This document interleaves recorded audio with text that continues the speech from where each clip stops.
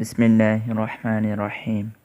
وعن عائشة قالت إن رسول الله صلى الله عليه وسلم كان إذا رأى المطر قال اللهم صيبا نافعا رواہ البخاری۔ اور حضرت عائشہ رضی اللہ تعالی عنہا فرماتی ہیں کہ رسول کریم صلی اللہ علیہ وسلم جب بارش دیکھتے تو یہ دعا مانگتے، اللہم صیبا نافعا، یعنی اے اللہ نفع دینے والی بارش خوب برسا۔ بخاری۔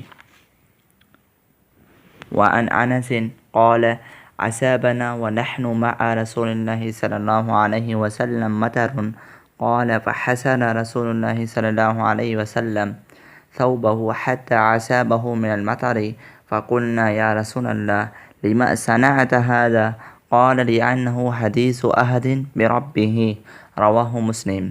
اور حضرت انس رضی اللہ تعالیٰ عنہ فرماتے ہیں کہ ایک مرتبہ ہم رسول کریم صلی اللہ علیہ وسلم کے ہمراہ تھے کہ بارش شروع ہو گئی۔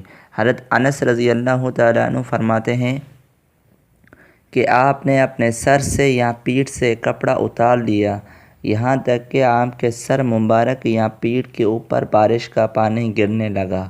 ہم نے یہ دیکھ کر عرض کیا کہ یا رسول اللہ صلی اللہ علیہ وسلم، آپ نے ایسا کیوں کیا؟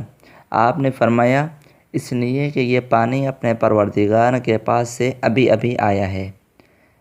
حدیث عہد۔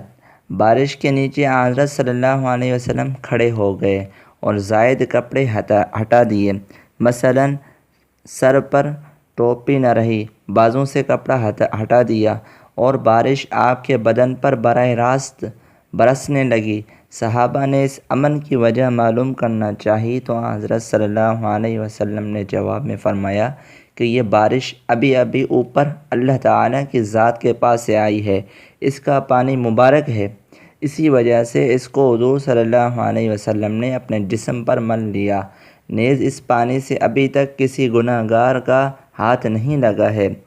ایک حدیث میں ہے کہ جہاد کے میدان میں لڑائی کے دوران یا بارش کے نیچے دعا قبول ہوتی ہے۔